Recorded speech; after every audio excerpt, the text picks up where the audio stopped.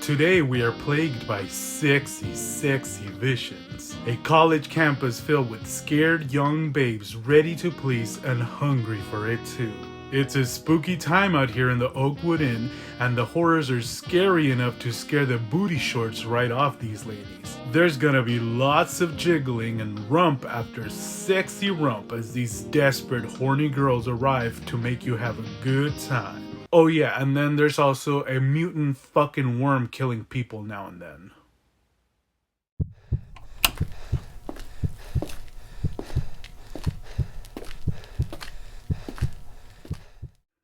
She had nice legs. She wore red shorts. This is my day for beautiful women in red shorts, Jake thought. The front of her loose gray jersey jiggled nicely as she trotted down the stairs. The jersey had been cut off, halfway up. Any higher, Jake thought, and he'd be seeing what made the jiggles. I've never in my life been with a guy who cared about anything but getting in my pants. Never. And that's saying something. I mean, take a look at me. You'd think they wouldn't want to touch me with a 10-foot pole. A 6-inch pole, now that's another story. BB's toy would look best, Jake thought, wrapped around a tree. And then he felt guilty. After all, she was Kimmy's mother. Kimmy loved her. Poor taste on the kid's part, but you love the mother you got, even if she is a slut. I'd be glad to take care of that for you right now if you'd like. Plenty of empty rooms around here. How about it? You're kidding. He knew she wasn't. We're in a morgue, he reminded her.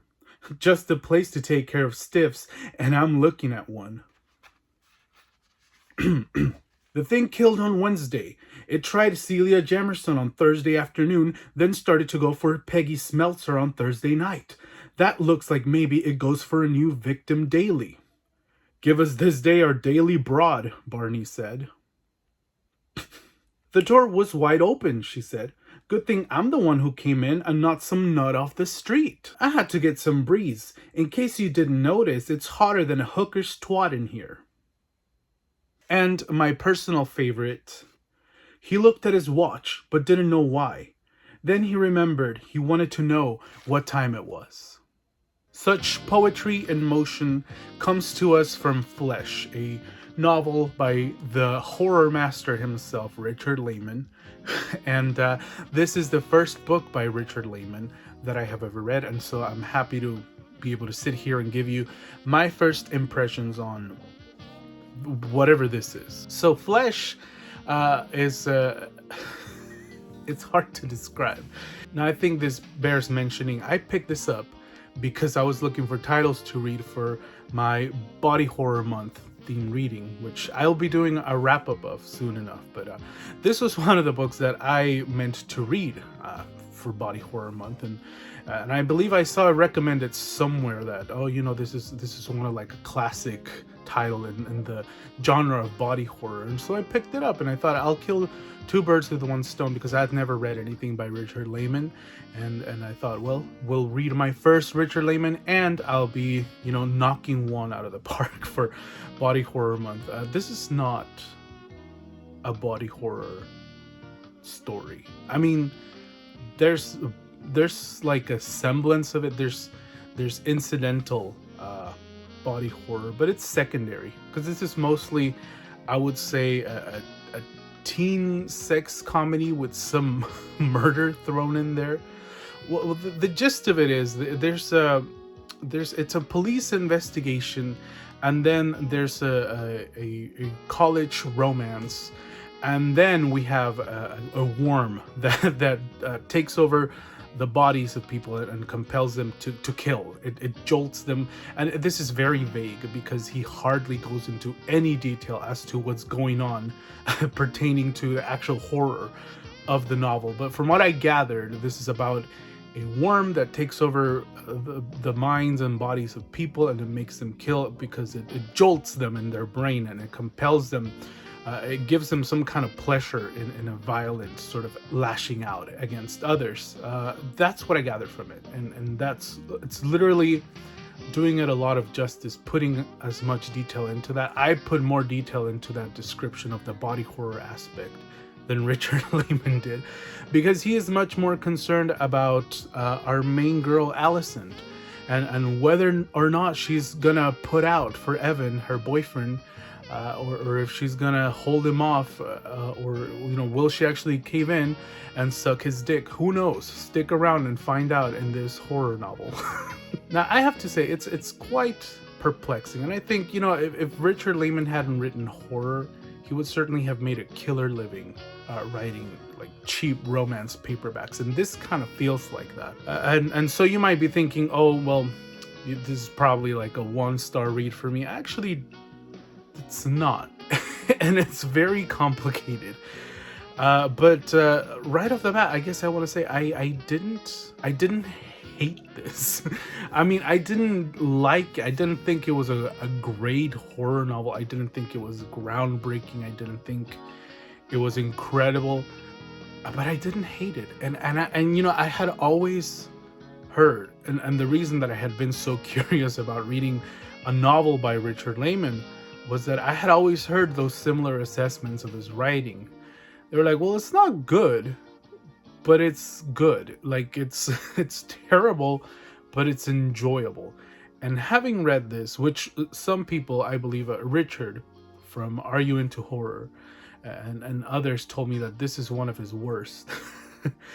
But I liked it, so now I'm curious about reading some of his best. But this is not his top form, but even then, I could tell that that's the kind of style that he writes, and I wouldn't mind reading more things by him. It's very strange, and it is something that you have to experience for yourself in order to understand it. And I know I gave you those passages at the beginning, and you're probably thinking that sounds awful, misogynistic, monstrous, and badly written. And the answer is yes. But there's still something in here. I can't quite describe it. It's cheesy, it's pulpy, it's unlike anything I have ever read. Now, I have this other book by him that I bought a while ago, The Cellar, and this is supposed to be one of his best. Like, I'm not expecting fucking Shakespeare, but it's supposed to be better than Flesh. And so I will be reading this at some point, because I have not been put off of his writing in the least. In fact, I'm even more intrigued and fascinated now. So as I was saying, yes, this involves this mystery. This cop is trying to figure out what this flesh parasite mind controlling thing is, and when it's gonna strike at its next victim, and I am bewildered. I am literally drawing a blank trying to talk about this book. That's the power of Richard Laymon. He has managed to stump me. I tend to ramble on for so long, as you've seen in my other videos, and I'm just sitting here like, what do I even say about this book? But there's a lot. I know there's a lot. I know I wanted to talk about a couple of things. Let me just gather my thoughts. What happens is that the parasite takes over men, and I wonder that too. There's this self-awareness here that I found fascinating, because one of the guys that this parasite thing takes over is like this horror movie like creep. Like, he's a creep. He's always eyeing up women, and he's obsessed with like violence and horror movies and all this other stuff, and we're meant to laugh at him. And then I think, well, he's kind of a stand-in for Laymon. He is this horny little creep that loves horror, and but there's like I said, there's some kind of self-awareness, or there's some kind of weird self-insert there, because he is the main villain. He is the guy that's possessed by this parasite for the majority of this novel, and so we're meant to like sort of ridicule him. He places him in all sorts of humiliating situations, and like I said, there's that self-awareness. Women are constantly telling him like, you're a creep.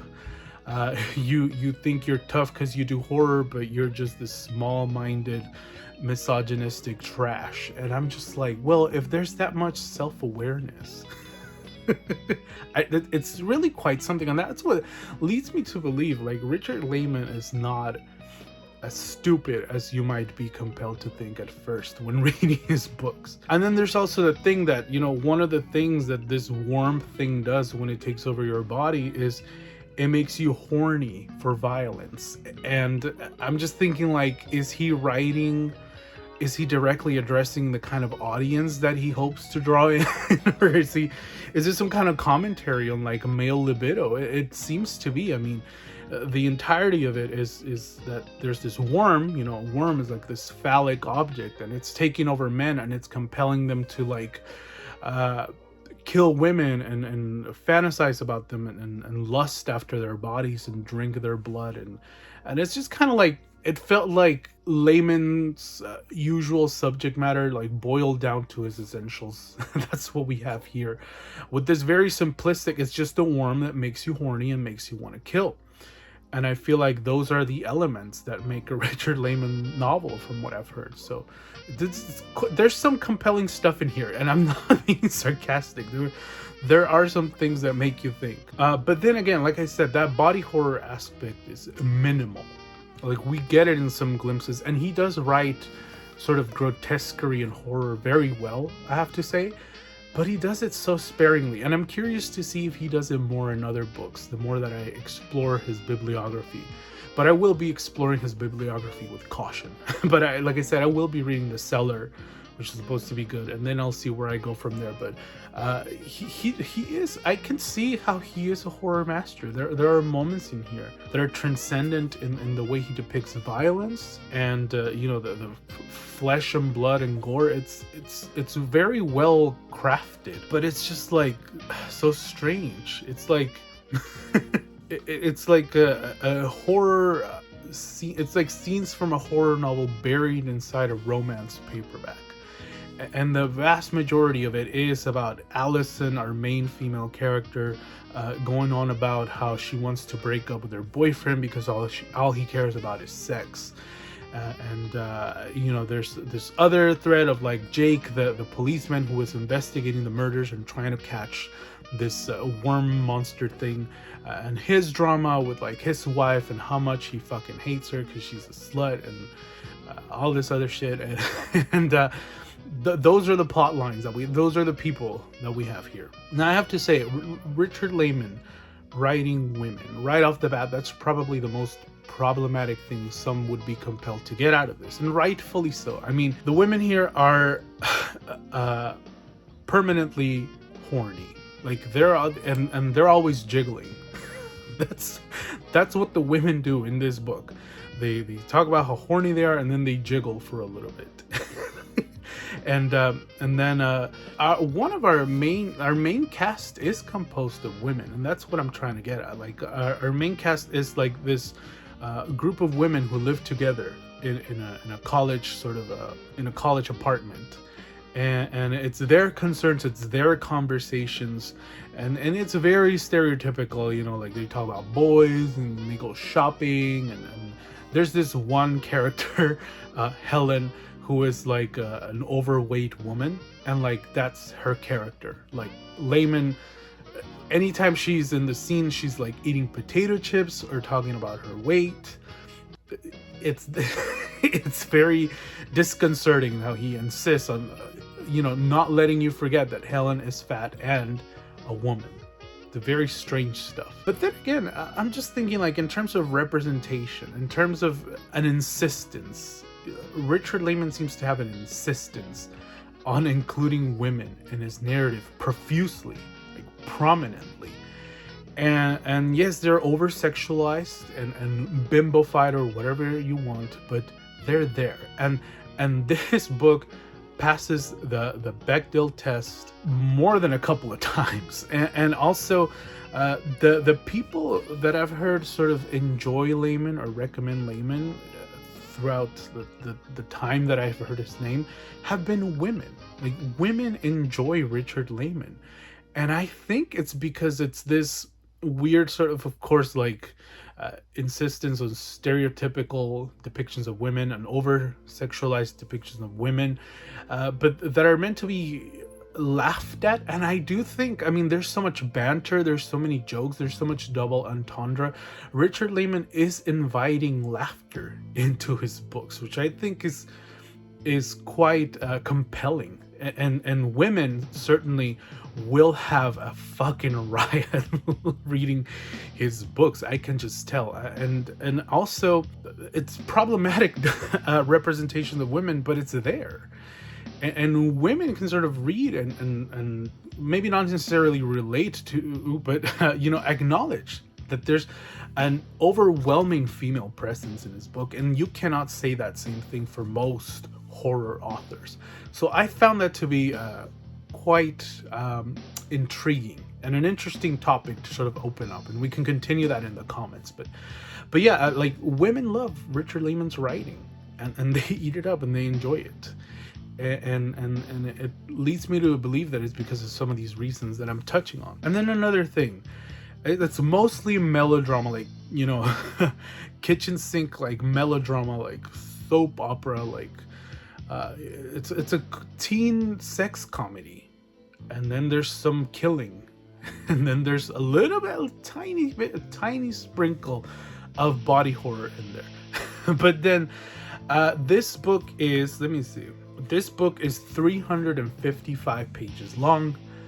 I sincerely believe that this is the fastest that I have burned through a 355 page book. And Richard Laymon's writing is so readable. And if you are a writer, I mean, how can that not be a plus? I was just turning page after page, and I was reading about all kinds of stupid shit that I would normally not even care about, but I was engrossed. I was invested. I wanted to see where it went, and the climax was so unbelievably lackluster and dumb. And then I closed off the book. I finished it, and I was like, you know what? I don't regret reading that. I'm telling you, you have to read it to believe it. It's so fucking weird. It's like spellbinding in a way. That's how I would describe it. Richard Laymon's prose is spellbinding. And I believe I heard Lydia from Typical Books, Lydia, who is a big fan of Richard Laymon, and she said, it's great. It's a fun in moderate doses. Like, I don't think, and I think that she is absolutely 100% right. I don't think I could binge read a bunch of Richard Laymon books in a row. but when you read one every once in a while, it's fascinating, it's intriguing, it's gripping, and I mean, how can I fault a book for keeping my attention and for being written in such a way that I burn through it so quickly? I really cannot bring myself to fault a book on those terms. It's so strange. So yeah, the plot is stupid. The characters are dumb. They're repetitive, but man, did I eat this up. and then another thing that he does so well is that he is so invested in a scene, and he will. And I've heard this being described as a fault, as something that's unbearable about him. But I actually found that he guides you through a scene. He takes you by the hand, like almost literally, and guides you by a scene beat by beat. Like, how would I describe as somebody who dabbles into writing a little bit, whatever. But how would I describe a character getting into a car? I would say, well, if she's inside the home, I would say she stepped out and she got into her car, right? Richard Laymon says she opened the door, she stepped outside, she closed the door behind her, she jiggled around in her pocket and took some keys out. She walked towards her car. She put the keys into the lock. She unlocked her car. She opened the car door. She sat in the front driver's seat.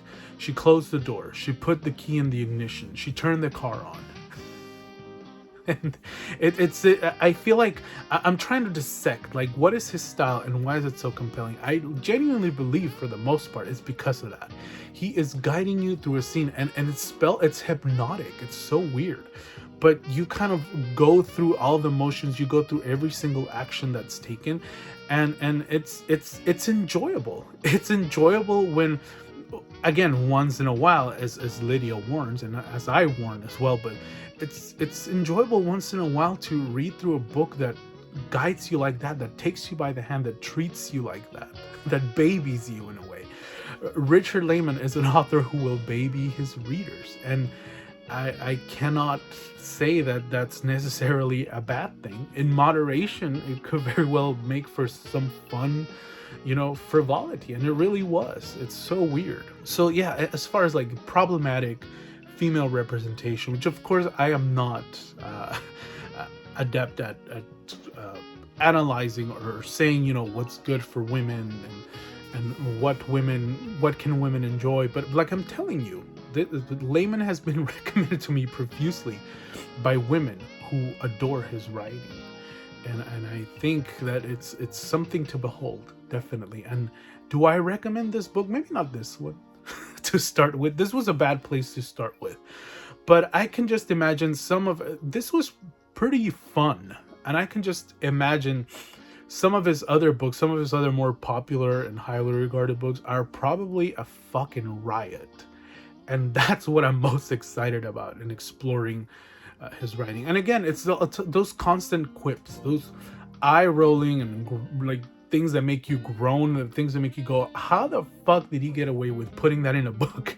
They're constant, and they really catch you off guard, and they are hilarious. And now, who do I want to compare this author to? I am feeling compelled to, and I know that Austin from Monster Blood is probably gonna kill me when he hears me say this, but I would compare Richard Laymon to RL Stine. He is like an adult RL Stine. Like I said, I read my first RL Stine back in June, and that was Cry of the Cat from the Goosebumps series 2000. And I talked about how it's so much fun when a writer knows how to have fun, and especially a children's author knows how to afford to the frivolity and fun of childhood.